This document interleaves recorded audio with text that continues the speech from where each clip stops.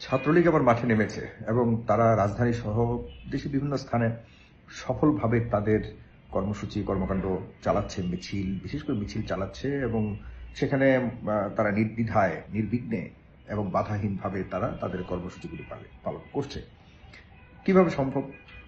আমি মনে করি যে তাদের যদি আপনি যতক্ষণ পর্যন্ত তাদেরকে ধরতে না পারবেন, যতক্ষণ পর্যন্ত তাদেরকে আপনি দোষী করতে না পারবেন, যতক্ষণ পর্যন্ত তাদেরকে আপনি অপরাধ হিসেবে চিহ্নিত না করবেন, ততক্ষণ পর্যন্ত তাদের কর্মসূচি বা তারা তাদের মতো করে বিভিন্ন রকম কর্মকাণ্ড চালিয়ে যেতে পারেই, আমি সেটাকে সমর্থন করি। কিন্তু যেহেতু এই মুহূর্তে ছাত্রলীগ সরকারিভাবে নিষিদ্ধ, তাদের কর্মকাণ্ড নিষিদ্ধ, এরপরেও তারা কিভাবে তাদের কর্মকাণ্ডগুলো চালিয়ে যাচ্ছে, এটার জন্য কিন্তু বিশাল কোনো পণ্ডিত হওয়ার প্রয়োজন নেই। তারা সফল, আমি তাদেরকে স্যালিউট করি। তারা সফল, আরো সফল হবে ডেফিনেটলি। একটা সময় যখন তারা ভালোভাবে ভালো কর্মকাণ্ড নিয়ে আসবে, আমিও অবশ্যই ধীরে ধীরে তাদের, আমার তো ব্যক্তিগতভাবে তাদের প্রতি কোনো অভিযোগ নেই, রাজনীতি আমি করি না। তবে যেহেতু 2024 সালে এবং বিগত আমলগুলিতে তাদের যে ভূমিকা ছিল, সেই ভূমিকার জন্য তারা অবশ্যই অপরাধী। তাদের বিরুদ্ধে সারা বাংলাদেশবাসী দাঁড়িয়েছিল, সেই অপরাধে তারা এখন অভিযুক্ত, তাদের বিচার হতে হবে। কিন্তু এই মুহূর্তে তারা কিভাবে নিষিদ্ধ দল হওয়া সত্ত্বেও বা নিষিদ্ধ সংগঠন হওয়া সত্ত্বেও, বিশেষ করে ছাত্রলীগ কিভাবে রাজপথে এত সংগঠিত হতে পারছে, এর কারণ খুবই সোজা। তারা সফল, কারণ তারা যে কোনো পর্যায়ে যে কোনো উপায়ে তারা যদি তাদের উদ্দেশ্য সফল হতে পারে, তাহলে তাদেরকে অবশ্যই আমরা ক্রেডিট দিতে হবে, অবশ্যই তাদেরকে তারা সফল হয়েছে বলে স্বীকার করতেই হবে। কিন্তু কিভাবে হলো সেদিকে আমাদের কথা বলতে হবে। সেদিকে আমাদেরকে যদি একটু নজর দেয়, তাহলে দেখুন যেসব অঞ্চলে ছাত্রলীগ এখন মিছিল করছে, ওইসব অঞ্চলে ছাত্রলীগকে যারা সুবিধা দিচ্ছে মিছিল করবার জন্য, সংগঠিত হবার জন্য, তারা অলরেডি টাকা পয়সা খেয়ে বুকড। যেসব অঞ্চলে ছাত্রলীগ আওয়ামী লীগ সংগঠিত হচ্ছে এবং বিশেষ করে একটা মিছিল করবার জন্য যে সাংগঠনিক তৎপরতা প্রয়োজন, সেগুলো কিন্তু আশপাশের যারা অন্যান্য রাজনৈতিক দলের যারা সংগঠক রয়েছেন, নেতা নেত্রীরা রয়েছেন, বিশেষ করে কর্মীরা রয়েছেন, তারা কিন্তু সবাই জানে কোনো না কোনোভাবে যে হ্যাঁ, ছাত্রলীগের এরকম কিছু একটা হতে যাচ্ছে। কিন্তু তাদেরকে বাধা দেওয়ার যে কলিজা বলুন, কলিজা না হোক, বিবেক যেটা বলুন, সেটি নাই। এই কারণে নাই, কারণ অলরেডি এই ছাত্রলীগের বিভিন্ন নেতাদের কাছ থেকে এবং আওয়ামী লীগের বিভিন্ন নেতাদের কাছ থেকে কিন্তু টাকা পয়সা খেয়ে পেট ভরে আছে। আপনি কোন চোখে, কোন মুখে আপনি তাদেরকে বলবেন না তুমি নামতে পারবে না, না তুমি এটা করতে পারবে না? এটা মুখ নাই তো। সুতরাং সেখানে ছাত্রলীগ সফল, 100% সফল। কারণ মাথায় রাখতে হবে, তারা দীর্ঘদিন ক্ষমতায় ছিল, তাদের পকেট ভর্তি টাকা। এখন এই টাকা দিয়ে আগে তারা টাকা পয়সা নিয়ে এই এখন যারা ক্ষমতার আশপাশে আছে তাদের কাছ থেকে আওয়ামী লীগ বা ছাত্রলীগ টাকা পয়সা নিয়ে আগে রাজনীতি করেছে। এখন যারা ক্ষমতা যাওয়ার আশপাশে আছে তাদেরকে ছাত্রলীগ বা আওয়ামী লীগ টাকা দিয়ে রাজনীতি করতেছে। রাজনীতি কিন্তু তারা করতেছে আওয়ামী লীগ বা ছাত্রলীগ, আপনাকে এখানে অস্বীকার করার কোনো সুযোগ নেই। কিন্তু আগেও রাজনীতি করতে পারে নাই যারা এখন রাজনীতি মানে ক্ষমতার আশপাশে আছে, তারা আগেও টাকা দিয়েও রাজনীতি করতে পারে নাই, এখন তারা টাকা নিয়েও রাজনীতি করতে পারছে না। This is the difference between Awami League and অন্যান্য দল। কেন আমি তাদেরকে ক্রেডিট দিব না ভাই? এখন বলুন, টাকার কাছে যদি আপনি বিক্রি হয়ে যান, তাহলে তাদের দোষ কি? তারাই তো আমি মনে করি সফল। কাউয়া বলুন, কুকুর বলুন, ভাত ছিটালে যদি পাওয়া যায়, নিজের কাজে ব্যবহৃত হয়, এটা তো মানুষের দোষ না, এটা কুকুরের দোষ। এখন টাকা পয়সা দিয়ে যদি আমি এই আমার অপরাধকে ঢাকবার জন্য আমি যদি আশপাশের মানুষ নামের কুকুরগুলিকে যদি আমি যারা তাদেরকে যদি ম্যানেজ করে চলতে পারি, তাতে আমার সমস্যাটা কি? আমি তো সফল। তো যাই হোক, এরপরে আসুন পুলিশ। পুলিশের কোনোভাবে এই যে এত বড় পরিবর্তন হলো, পুলিশের অনেককেই কত নির্যাতন করা হলো, পুলিশের মানে কত জিঘাংসা ওদের মধ্যে আছে, এবং বিগত আমলটাতে পুলিশকে ব্যবহার করে কত মানে এই রাজনীতিটাকে এই দেশের মানুষকে একদম পিঠে দেয়াল ঠেকিয়ে দেওয়া হয়েছে মানুষের। এই পুলিশকে কত বাজেভাবে ব্যবহার করেছে, এবং শেষ পর্যন্ত আন্দোলনের সময় অনেক নিরপরাধ পুলিশকে ভুল বুঝে হোক, যেভাবে হোক, উদ্দেশ্যমূলক ভাবে হোক, পুলিশকে অনেক অত্যাচার করা হয়েছে। এরপর পুলিশের বড় একটা রিফরমেশন প্রয়োজন ছিল, একটা বড় ধরনের পরিবর্তন প্রয়োজন ছিল, করেছে। তিনজন বুড়া লোককে পুলিশের দায়িত্ব দেওয়া হয়েছে, যাদের সাথে আন্দোলনের নাই কোনো সম্পৃক্ততা, যাদের সাথে মানে চাকুরির কোনো সম্পর্ক ছিল না, যাদের চাকুরি থেকে তারা বহু আগেই অবসর নিয়ে নিয়েছে, যাদের ভিতরে মানে বিপ্লবের কোনো চেতনাবোধ বা বিপ্লবী কোনো কোনো ধরনের লক্ষ্য উদ্দেশ্য নাই, এদেরকে আপনি পুলিশের মতো একটা গুরুত্বপূর্ণ অর্গানাইজেশনের প্রধান করে দিলেন।